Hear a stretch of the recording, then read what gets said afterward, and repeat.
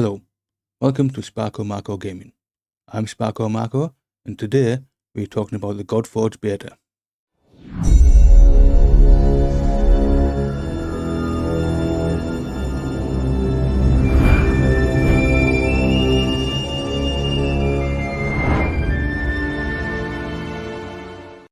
The Godforge beta has now been out for a little over a week, and I wanted to talk about my experiences over the first week of playing the game, along with some feedback that I hope will help developers going forward.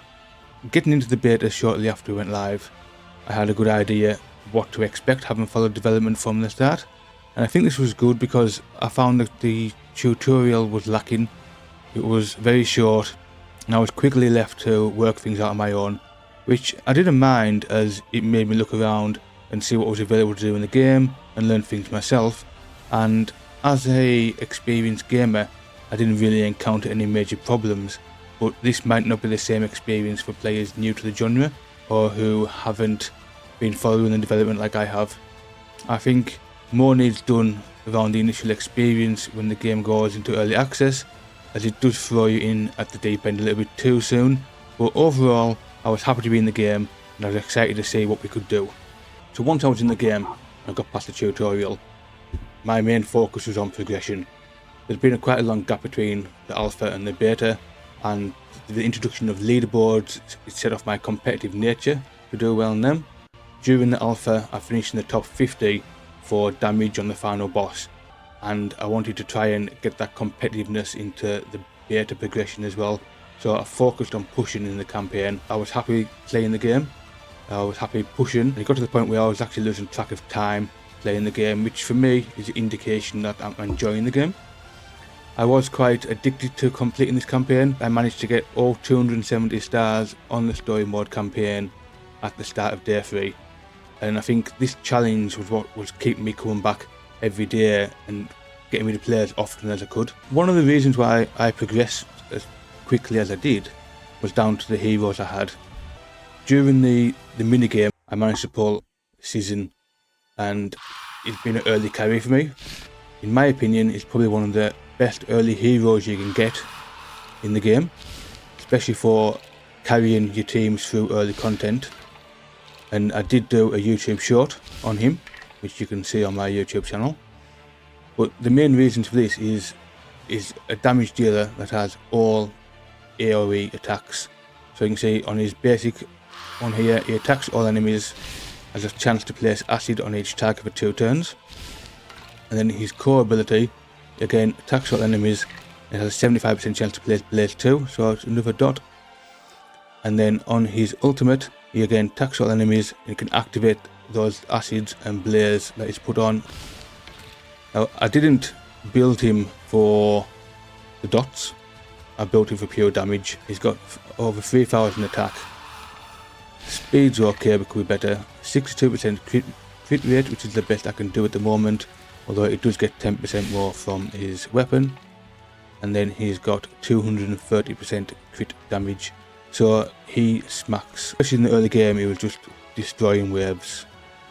Alongside Chizin, I did get some other heroes that I've been using. So my first guaranteed legendary pull was Vivian, Lady of the Lake. Now, I was quite pleased with this one because she's a very good support. She gives speed or in all battles, which was very helpful. But it's mainly her core ability, so I make her the fastest on the team. She goes first. She places attack up and defense up on all allies for 2 turns and increases the duration of buffs on them. This is a good start for then going into my nukers, because that attack up is giving them more damage. A basic skill also reduces the divinity cost of each ally by 15, which stacks up to 10 times, so that's really helpful in longer battles to get that divinity up to be able to use the ultimates. Ultimate basically removes or disables from allies, which comes in useful now and again, but the main reason why she's so good is this: all allies joining the attack. Other heroes I have built have been Skadi. Skadi has been a really good one for me. She's been very good in the adventure mode because she brings a lot of control. So you can see here, the basic has a freeze on it, The core has a freeze on it, and the ultimate has a speed down, which is all about control.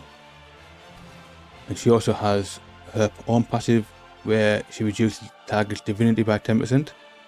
She also increases her divinity by 10%, but this is one of the Awakening 5 skill upgrades. You don't get that at the start.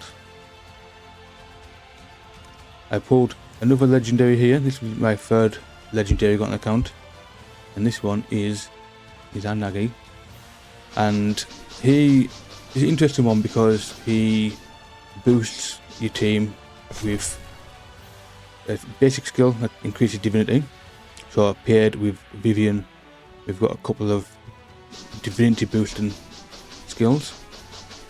His core gives faith up on all allies, which increases their divinity every time they take a turn, and reduces the cost of all the allies' divinity. The ultimate, and then on his ultimate is giving attack up on all allies, is increasing divinity of all allies, and more importantly is increasing the damage of an allies' ultimate ability. And because this game you can stack ultimates and use them all at the same time, if you make sure he uses his first, and then your nukers can come in and use their ultimates, and they're doing 30% extra damage. He also has a passive. Every 5 buffs placed on the enemy team activates this hero's basic ability against the enemy with the highest turn meter, which is good because it's just giving more divinity to all your allies. And then I pulled Heimdall. This was my next legendary I pulled, who was one of the MVPs in Alpha. He's probably one of the best defense heroes in the game. So on his basic, he's doing transfer of a random debuff from a target and activating it. This core ability though plays retaliate and intercept no allies for 2 turns and then attacks everybody. It's the retaliate and the intercept that makes him so good, because he will intercept attacks of your heroes and then he'll retaliate, and your other heroes also should be retaliating, but I think it doesn't quite work at the moment in beta. Then his ultimate, this is what keeps your team alive. He's putting a big shield on all allies. He's got 300% of the defense, and he's placing protect on all allies except this hero. So protect is basically he's taking more damage than what they would be getting. The defense loop is going to help him. The shield is also going to help him. But I did found early on he took too much damage. He's one of these heroes where he's fantastic, keep your team alive, but you've got to level him up. You've got to have the right gear, otherwise he's just going to die. And at the point I am now, he does have 3,626 defense, 20k hit points, so he could survive those hits. That's why I made him 6-star. He can survive, he can keep my team alive, and has been very valuable. And then we come on to a couple of rares that I've built. We have Ramses. He was my starter hero. I got him so that he can put acid out. He's got an AoE attack here as well, and more acid. He pairs well with Sizzin because Sizzin's passive reduces healing if your enemy is under acid. I built Jiao Chan. She has been really good for the Workshop of Tar dungeon. Her basic ability decreases target's divinity by 10%, which is massive because every time she attacks, she is keeping the boss's divinity down. If he gets 100% divinity, it's basically game over. She puts a charm out on her core ability. She also has a chance to play Sleep, which is also good for Workshop of Tar. And then her ultimate is about decreasing target's turn meter, so again, that's good for Workshop of Tar. And then she puts out, at the start of a turn, Awakening 5 puts a charm on the enemy with the highest attack, and enemy under charm has a turn meter or divinity increased, the hero gets the same amount, so she gets more turns. The one I have built that's done really well in my teams is Eurydice, another rare, and it's another control champion. So on her basic she has a chance to sleep, on her core she has a chance to stun, and then on her ultimate, attacking all enemies, she's decreasing the turn meter and placing speed down, so she's very good at helping to control waves. And then the passive there, whenever an enemy is disabled takes turns, decreases their divinity. So those are the heroes that I have been focusing on. There is a few others I've been trying out, but none of them stand out as of yet. There is some heroes I would like to get. I'll go through a couple of them. The first one is going to be Zuzu. I would have liked to get him, basically because during the minigame, this was the first legendary I pulled in the minigame, and I only ever did pull 2.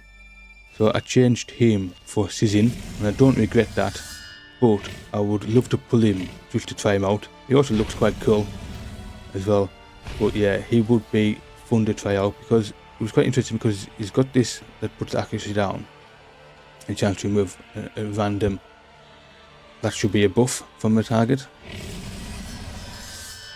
Then this one here attacks all enemies, chance to corrupt, targets land with order, places despair. And then the ultimate is putting on vulnerable, acid and curse on each target, and this is the one I was interested in using because vulnerable increases the damage to take by debuffs, and then you've got your acid, which is inflicting damage to them, and your curse is stopping them healing and reducing the strength of the shield and barrier. And then he's got a nice passive, so whenever an enemy gains a buff, he gets a turn meter increase, and if the enemy gains 3 buffs in one turn, he's getting an extra turn. The next hero I was interested in getting is Zeus. Now, Zeus is one of my most wanted eternal heroes. This one was brilliant in alpha. He carried a lot of people through a lot of content. He was crit damage in all battles, which is always going to be good for your nukers. But his skills are fantastic. This basic one is attacking one enemy 2 times. With each hit he's going to ricochet to a random enemy, dealing damage and applying defense down to the target. So it's basically like an AoE, but he's going from one target to the next target and putting the defense down on them, and that's his basic. His core, you can see he attacks for 580% attack, which is massive, and then it's attacking everybody else for that same kind of damage, which is a massive nuke.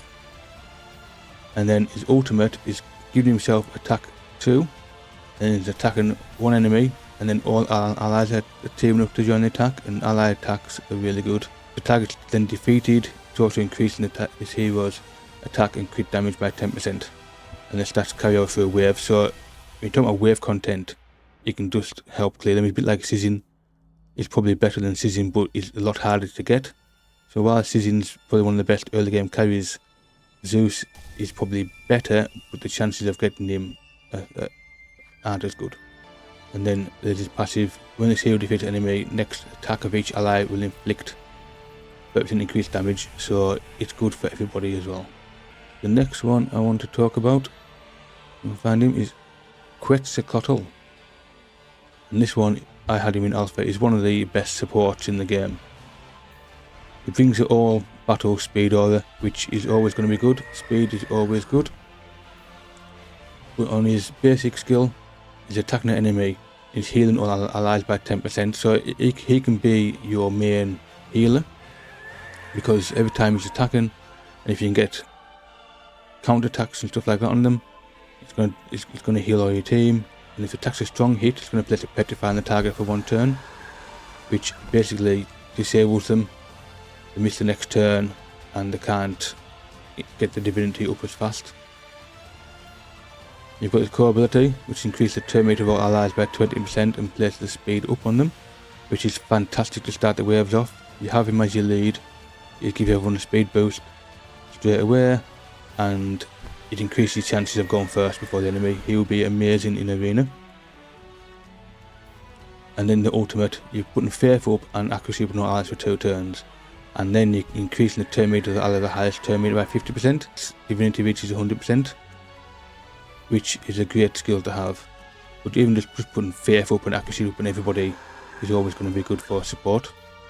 And then you've got his passive. When this hero is defeated, he revives 2 allies with 50% and increases the faith by 5%. If everyone else is dead, this one's the last one on, he then gets killed, he's going to revive up to him, and it might be the difference between failing a run and finishing a run. And then there is And one more I want to go through, and this one's the epic one. This is Mordred. Again, it was one I had in alpha. It was really good.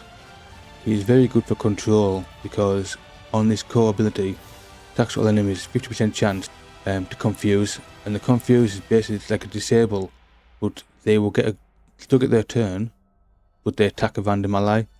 So rather than like a stun, stop them getting the turn, they're going to attack a random ally and do damage to them. Not 100% damage, 75 reduced damage, but it's still a good move to have.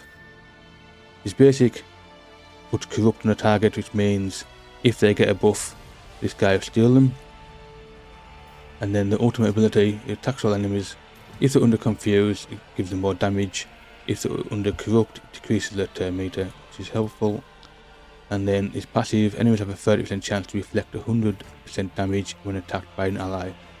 Now I want to talk about some of the things that I really like about the game, some things that I don't quite like about the game. And we're going to start off with the imprint system. So the imprint system is down here in this crucible as part of it.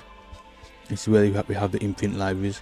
So basically it's something I've never seen in games like this before, and it allows for a lot more customization of your heroes. You can add a passive from one hero onto another hero by adding it to the weapon. And you can see in here we have various different passives that I've got unlocked, various different rarities, some legendaries, with some epics and some rare. And you can extract them from your heroes as well. So if you have a hero like this one here, I've got plenty of them. Basically the passive here is when the hero receives a debuff, is 25% chance to retaliate against the attacker. This is really good against a boss that applies lots of debuffs. And you can just extract it, and then it becomes available in the imprint library, and we can put that onto a weapon. So I will show you a couple of examples that I've got that I found quite good. So Skadi, so you can see she attacks and freezes. So we've got a freeze and a freeze on those. So the passive I've put on is this one here. So at the start of a round, places vanish on the hero for 2 turns, while under vanish, this hero has 10% increased accuracy. So what this means is, at the start of every round, she's got 10% more accuracy, which helps put these freezes on. Also, because I put this vanish on, it means she can't be directly attacked by the enemies. So it helps keep her alive for the wave, to be able to then get these freezes on. It helps control the wave. On my Assassin, you look at his weapon passive, and you can see them here, but you can also go into the gear and see them there as well. So if I go to this one, each hit from this hero has a 25% chance to inflict extra damage to a random enemy for 10% of the damage inflicted. Is this so good with Assassin? Because I mentioned before, all AoE attacks, and he does a lot of damage. So when he's hitting here, hitting everybody, and each hit, there's a 25% chance to inflict extra damage to somebody else. So it's just basically more damage in the waves. He's gonna get those enemies down a lot faster. Heimdall, as I mentioned before, he is a tank, and if you look at his ability here, so retaliate and intercept on all allies. So when an ally gets attacked, they've got intercept on it, it redirects that attack to this hero. So the passive I've put on him is this one here. When a hero intercepts an attack, heals the protected ally for 5% of their max hit points. If the ally falls below 50%, prevent the intercept from reducing its duration when activated. So that makes him better, because he's gonna put out this intercept. When an ally gets attacked with it on, they're gonna get healed for 5%. And if the ally is already below 50% hit points, they're going to keep the intercept on rather than lose it. If you have a look on here, this passive is only a rare passive. This rare hero, by extracting his passive, is making this legendary hero even stronger, which is fantastic. This one here again, she puts out disables. So I've got this one on extra accuracy, and she won't get attacked at the start of waves. So you can see how just by extracting somebody's passive and adding it to a weapon can make your hero stronger. So, however, while this system is fantastic, there is a slight issue with it that I don't like, and that is you can't extract them, which is a problem, because what it's going to do is people are going to keep them for like the best weapons. So you can see I've got Heimdall here, and he's got a rare weapon. Now, chances are I'm not going to put a legendary passive on here onto a rare weapon that I might change in the future.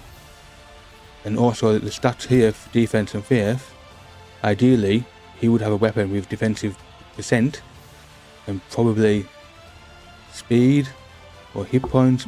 Faith might be okay, but you're not going to waste one of your legendary imprints on a weapon that you're not going to keep. It just makes no sense at all.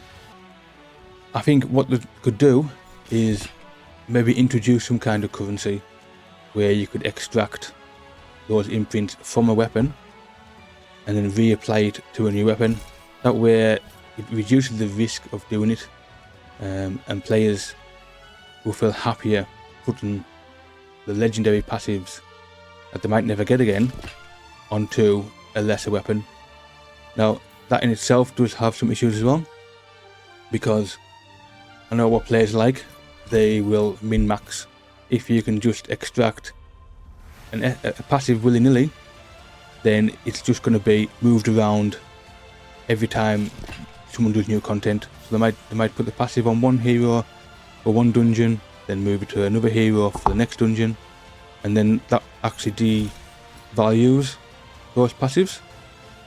Because why would you want to get a passive, or why would you have any excitement of getting a passive if you can just keep moving them around? So there has to be some kind of balance. I think if you had some kind of item that you could use, like a currency that you could use to extract it, but you limit that currency and that item to areas where you can only get one a week, one a month maybe. So you have it in a shop or arena. So you grind for arena. Once a month you can spend 1,000 arena tokens on one of these items. You can maybe have one in your Pantheon shop, where again, you know, if you can get Pantheon points from bosses or from other content, and then you could spend that and buy an item that you could extract your passive from, again weekly or monthly. Or you can even add it as a rare drop in the Pantheon boss. So every time you do the Pantheon boss and you get a chest, there's a chance to drop one of these items. Now this would mean that over the course of a month you might get 2 or 3 of these items, and then you can start moving your passives around. You can extract your passives, put it onto a better weapon if you've got a better weapon, but it doesn't devalue them. They're still going to be very valuable to gain the passives, to keep the passive, to use the passive, but you haven't got then that risk of putting it on a lesser weapon and losing it altogether. I think that might be the right balance between moving your passives around but not making it too powerful that you would swap it all the time. As well as imprints allowing customization, I think another good thing is the weapons. Weapons also allow for more customization, because they have something simple like this that I've got on Heimdall. Decrease the damage received by 10%. So again, we mentioned him being a tank, he's taking that damage from the intercept. So anything to decrease the damage he's taking is going to be good. Sizzin, I've got a rare weapon because I can get to level 6. This one here increases his critical hit chance by 10%, which is good. We've also got this flat attack, which is okay, but the crit damage, so he's getting 60% more crit damage just from the weapon. They're not just for stats. I'll go back to Skadi, who I mentioned a few times because she's one of my favourite ones. This weapon she's got called Huntress. It basically decreases the target's turn meter by 5% when placing a disable, and because she puts those freezes out on her basic ability and her core ability, it means that every time she's placing one of those disabled, she's lowering the turn meter of that hero that she's hitting, which is good, and especially good in boss fights where you can decrease their turn meter. Another thing that's quite good is the awakenings. So you can see in here I've got Scardy up to awaken 5. You can see in the portrait up here, there's a 5. You go to the awakenings, you can see what they do. So this is a good use of duplicates. So if you pull a second copy of a hero, you can bring them here, you can give them a boost. So the first one is the archetype boost, so ignoring resistance, which is good for somebody that is putting out disables. The next one is a gear stat boost, so you get more of a stat boost when you put the weapons on, put the gear on, and attune the gear. The third one is another archetype stat boost, so now she's getting 5% ignore resistance. A second gear stat boost, so a lot more stats. And finally an ability upgrade. This is the one where it now also increases her divinity by 10%. So this is a good idea because it gives you a use for your dupes, rather than just feeding them or keeping them in storage, or if you pull a legendary and thinking, oh, I can't do anything with this one, well actually now you can. The only issue I have with this is for legendaries, because you're not going to pull them very often. So to pull 5 of Sizzin to get to Awaken 5 may never happen just by pulling them, which is a problem long term. Now there is a feature that is good, I do like, and that is this echo fragment system. So basically every time you pull one of these shards, you get echo fragment points, and you can get up to 1,000 at a time. You only need 500. What does the 500 do? You can see in here, it's giving you a chance to basically summon a legendary. So you've got, in your turtles, you can get this one. Everyone can get this one. And in your normal ones, is these 3 here. Hades, King Arthur and Ra, which are always going to be there. So if you wanted to, you can use your 500 fragments to pull a brand new legendary, and you can pull in it every time. The other ones you can see here, Sizzin, Heimdall, Izanagi and Vivian are the ones I've pulled, and I can pull them again. So what that means is every time I get to 500 I can pull a Sizzin. I can then use him to awaken to the next level. So I could do this 5 times and become awaken 5, which means you can focus on leveling up and awakening your favourite heroes, which I think is fantastic. You're not relying on RNG to pull them, especially when the summon pool is going to get bigger and bigger and bigger. The chances of pulling a specific legendary is going to get worse over time. So without this system in place, I don't think you would ever, unless you spent a lot of money, you wouldn't ever really get to Awaken 5 legendary. With this system you can. Now the only problem is, I don't know how long that's going to take. It could take a year to get 1 to 5 star, could take longer. Ideally, I think you need to find a nice balance between it. So I've got 224 to 500 in less than 2 weeks, but we've had drops given to us during the beta to get more summons, so that's inflated it. So as a normal player, you might only get 100 or 200 in a month. I don't know how, it depends how generous the game's going to be with giving you Aether Stones and being able to summon without paying. Obviously if you're paying and buying them, it's going to be faster, but for most people who are free to play, this could take some time. I think the right balance might be, if you can get enough 5 awaken somebody, once or twice a year might be enough. Twice will be good. So once every 6 months you get enough points to max out one of your legendaries.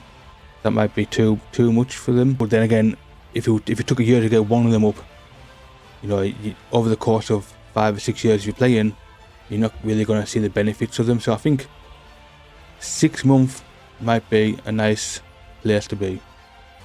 There's something in the game that I like, and at the same time I think needs vastly improved, and that is skill ups. So if we go to the abilities for season here and we upgrade them, and we've got these pages here, we've got these little scrolls and books, which is good, and you can see here these books level up your skills, and that's all fine. What I do like about it is that the pages at the top, I can convert them. So if I click down here on this plus, I can convert these into those scrolls. So those going to 19 if I wanted to. I could then convert these scrolls into these books for epics, and I could convert these books into these books for legendaries, which means you can actually farm these lower quality pages. You can convert them up and keep converting them up until you get legendary books. In other games, one of the hardest things you can get is skill ups for your legendaries, and this game makes it a lot easier and it makes them farmable. What I don't like about it is it's not very clear how to do it. So if you come to the start, there's no indication of your skills here. You can go to your bag, and in your bag I've got them here. The page of knowledge, tomb of knowledge, journal of knowledge. There's nothing in here to say how to upgrade them, what to do. I've got them, so that's it. Go to your hero page, and your abilities, upgrade. Now, I know it's got a plus down there, but it's not clear that you can convert them. And I didn't realise you could at the start, so I wasn't actually converting them. And when I got a quest in the mission track to be able to convert one, it took me a while to actually work out how to do it. In a similar line to that, you've got Ascension. So again, you've got your Ascension materials, and you can upgrade them. So you can see here I've upgraded season. So there's nothing on here to show me where I can convert them. If I go into somebody like Scardy, and I go to Ascend, I've got a plus down here. So I can click on this plus, and I can send them the lower ones into the medium ones, the medium ones into the higher ones. I can exchange them, but it's not very clear how you do it, which is an issue. What I think they should do is there should be some kind of screen somewhere, some kind of page you can go into, whether it's in your bag, or you can convert them in here. If you click on there, you can convert them. That might help. Same for these, might be able to convert them this way, or some kind of UI somewhere where you can click on it and you can upgrade it. Because what's going to happen is eventually you might upgrade all your heroes, and if you upgrade all your heroes, they're all going to be like this. Where do we go? There's nowhere to go. Click on this plus here, just takes you to where you get them at. Doesn't tell you to farm them or to upgrade them anywhere. So there needs to be somewhere outside of the player screen where you can upgrade these Ascension Stones, where you can upgrade these abilities. One other thing that I think needs to be added in the lines of upgrading is your gear. So when you go to your gear, and you can upgrade this gear here, and go to enhance, and you've got 4, 5, 6, 8. See how it's doing these smaller ones. If I go up to the next one, it's using a new currency, so I've got some higher level material to use. If I go up again, it's using some more higher level materials. If I go to 16, this is what I need to do to upgrade to 16. I don't have enough of these ones. What would be nice is if I can convert them up. So I've got over 4,000 lower ones. I should be able to convert some of them into the medium ones, convert the medium ones into the larger ones, and then I could do this rather than having to farm some more bigger ones. I should be able to just convert them. And along with that, I think it would also be good if I'm farming later game and I've maybe got 100 of the larger ones. I want to upgrade something that and I'm missing 2 or 3 of the next ones down. I should be able to downgrade that material into the lesser one to use it. And that's the same for weapons, for skill books, for Ascension materials. All 3 should be upgradable, downgradable, and have a UI screen somewhere where you can do it all nice and quickly. The next thing I want to talk about is summoning, which is a core part of these types of games. So into your Godforge, you've got your different types of summons, and it does look alright. The problem I've got with it is, if I go to ancestral stones here, is if I summon one here, I don't know what I'm going to get, which is fine, but there's no indication as it goes through of what I'm going to get either. Basically, it's the same no matter whether it's a rare, epic or legendary. You don't actually find out until you see the hero, and there's a little bit of like a light around them which shows what it is, but there's nothing epic about the pulling. What I would like to see is when I click on summon, you get the normal animation, and then something happens which indicates it's going to be either an epic or higher, and then that gets my anticipation up, like, yes, I've got something better than just a rare. And then as it goes on, it either goes to the epic or there's another animation which tells me I'm getting a legendary, and then that anticipation goes up even further, and to the point where I know I'm getting a legendary. Now I'm just thinking, who am I going to get? And that's the exciting part of it. That's the dopamine hit that you get from summoning in these types of games. If it's the same no matter what, you don't know until that hero turns up, you're losing that anticipation, you're losing that dopamine hits. I'll click one here and show you what I mean. So you can see, here's the example. It's gone through and I've got, what have I got? I know it's a rare because I know the hero, but there's no indication anywhere. There's nothing exciting. I'll do leave one because I've got one more left. Again, it's coming through, and where's the excitement again? What have I got there? I know it's a rare, but where's that anticipation? Where's that excitement knowing that I'm getting something better than a rare? Where's the excitement of knowing a legendary is coming, and then you're just thinking, what am I getting? And that's what's missing out in the summons. It looks alright, but it's just the wow factor, the anticipation, the dopamine hit that you need to have in these types of games. Now, the Rift part of the game is something that I like, but I kind of like dislike as well, the way it's in at the moment. So you can see in these dungeons here, if I enter one, I've got some Rift keys up there. I can use the Rift key down here. And as you go through the dungeons, if you haven't got any Rift keys, one might drop and you can use it straight away. So I like that it adds something to the run, and it provides another drop. But what I don't like is, at the moment, there's no downsides to doing it. It's not really a meaningful choice.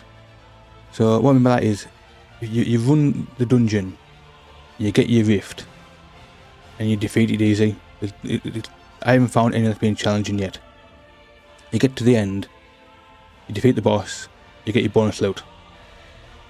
And I don't think that's adding much to the game. You could just have, at the end of the run, a 15% chance of a bonus loot drop, which does the exact same thing. But I like the theory behind the Rift system. I think that it could be good, but it needs to be better. It needs to be a more meaningful choice. And by that I mean, when you do your run, you should have to think about, do I want to do this Rift or not? And then if you do it, it should be hard. And for that, when you complete it, you get a better drop. So maybe like a guaranteed higher quality bit of gear, a guaranteed higher ascension stone. But there's a risk that if it's harder, you're going to fail your run. That way you need to choose whether you're going to do it. I was also thinking that late game, as you get to the later stages in the dungeon, that maybe the Rift boss has different mechanics. So like different mechanics to the end boss. So if you run in the top level dungeon, if you want that extra bonus drop of a higher quality, you have to be able to defeat the mechanics of 2 bosses within that fight. Now that means it's going to be much harder to do there's a lot more risk there, there's a lot more investment in your team to do it, but if you're guaranteed, say, a level 5 legendary from doing it, then it's worth that risk of failing. It's worth building up those champions to be able to run it. But if you just, as it is now, if you get to that stage and you just run the rift and it's easily done, then why would you not do it? There's no choice. You're just going to do it for the extra loot. And in that case, you may as well just have a system in place that gives you extra loot. So I like the idea of rifts. I don't think they quite work at the moment, but they have potential to be something really impactful and meaningful if it's done right. Now, I know I've talked about a lot of things I like and a few things that I dislike within those, but there is a couple of things that are doing my head in a little bit. One of them is your dungeon teams change every time you change a dungeon. So this is my team shown here. Now this team here isn't for this dungeon. So if I go up to stage 10, just check it here.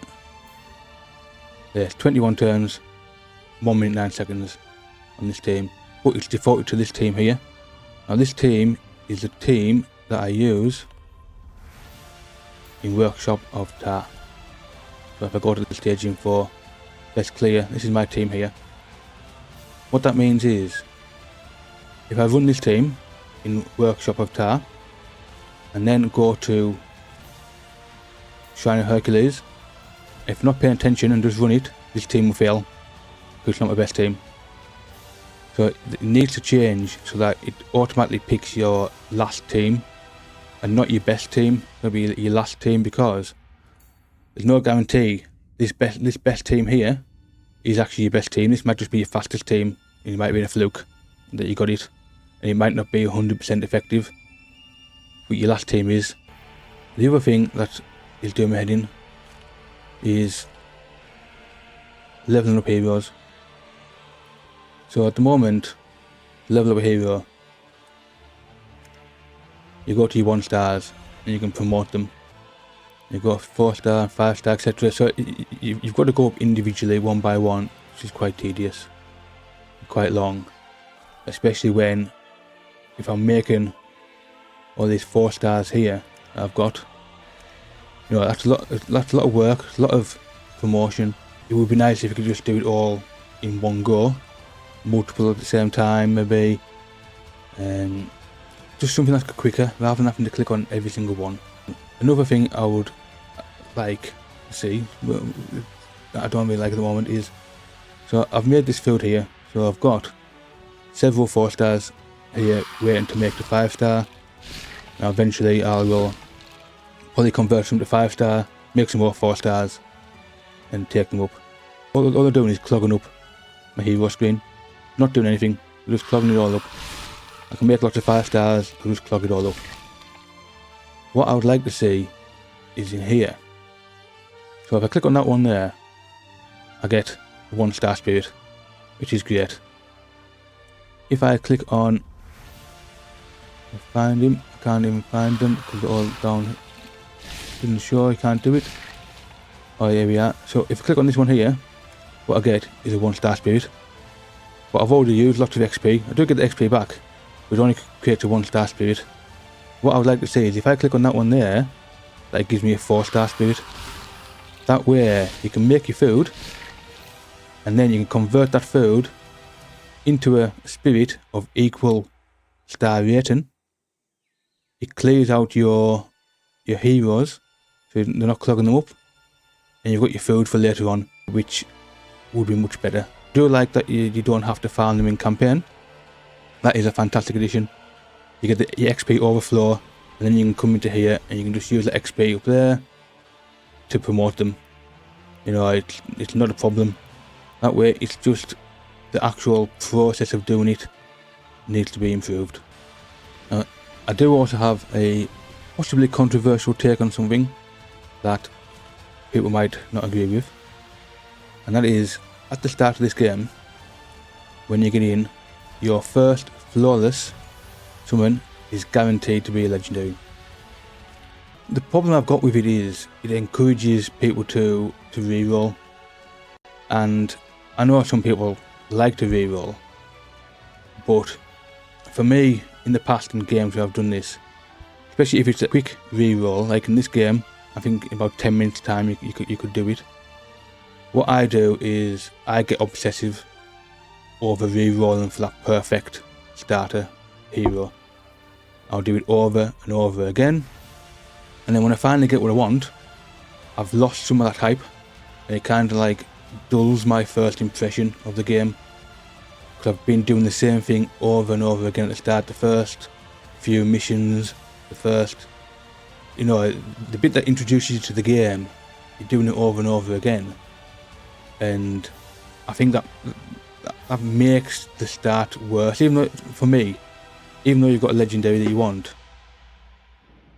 it's not very good gameplay.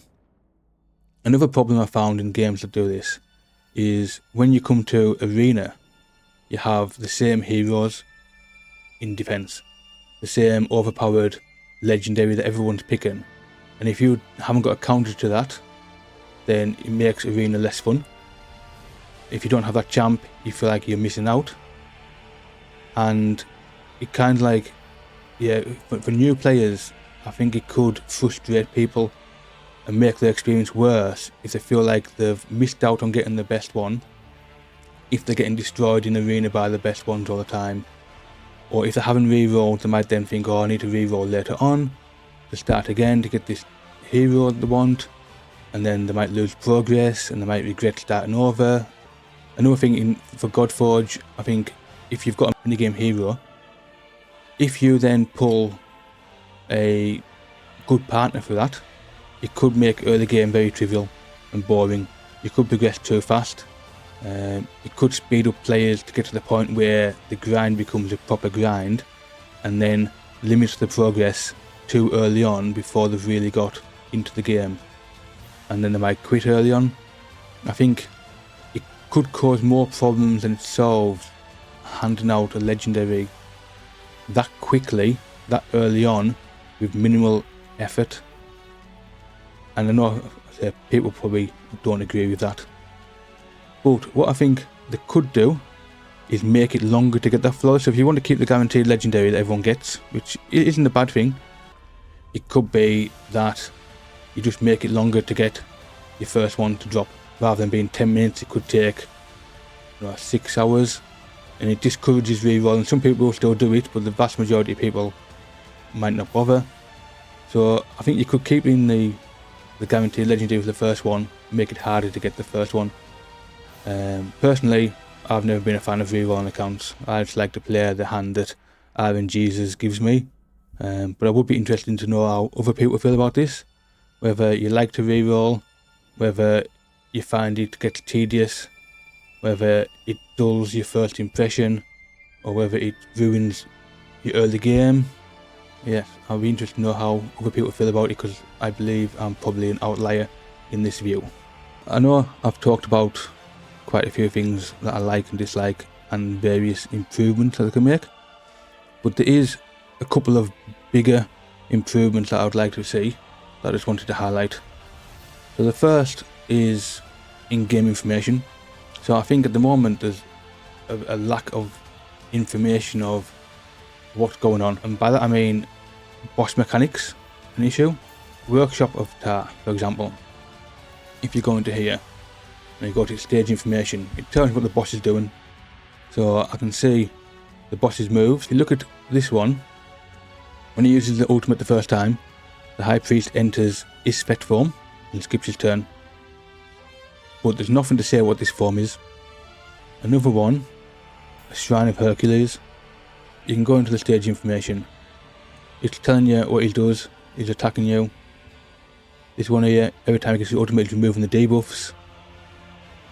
And he's healing himself, which is quite hard to do. And then you've got your passives.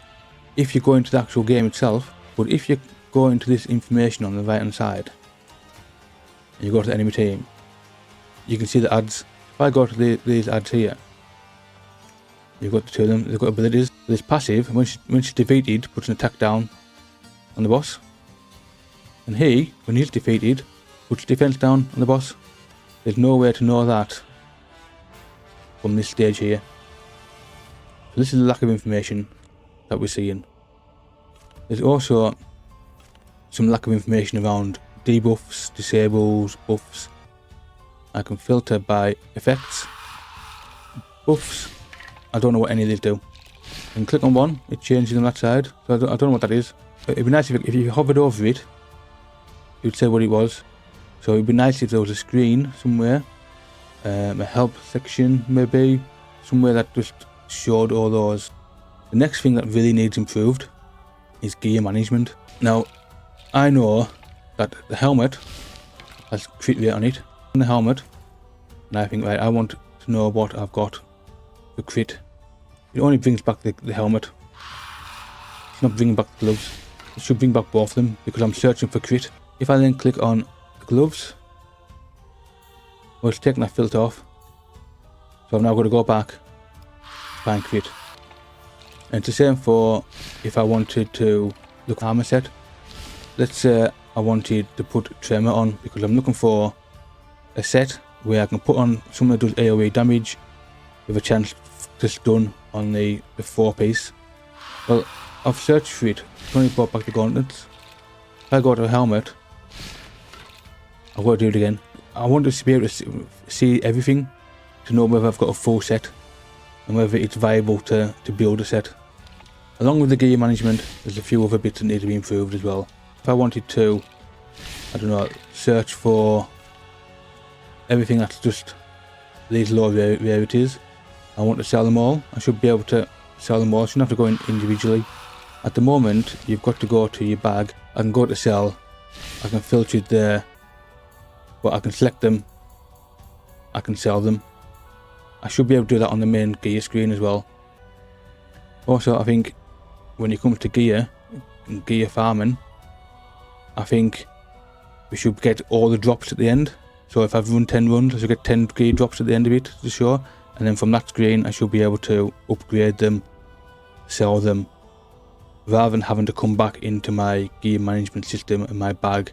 One final thing I just wanted to mention about the gear, just around the speed versus faith that they're doing.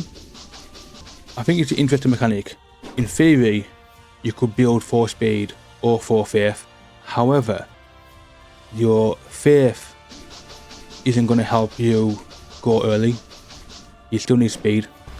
I've found in some content my heroes are dead before they even get a turn because they're just not fast enough. And when it comes to arena, I don't think there's going to be a choice between speed and faith. I think you're always going to go for speed because you want to go first. It is a balance there to get, but I think at the moment, I think speed's always going to be king, and faith is good for long-term fights where you know you're going to get a lot of turns, but not necessarily good for short-term arena battles, or if you can't get enough speed to go first. I think if you enjoy games like Raid Shadow Legends, then you will enjoy Godforge as well. With the same genre, similar, but enough difference that you can play them both. There's no reason why I can't play both alongside each other. Just one final thing to say. If you did stay this long, thank you for watching. This is my first long-form YouTube video. It would be nice if you could like the video and subscribe to the channel. Any comments or feedback are welcome. I'm also streaming the game over on Twitch. You can find me there as Sparko Marco. I hope that people did enjoy the content, and I will be doing more in the future. Thank you.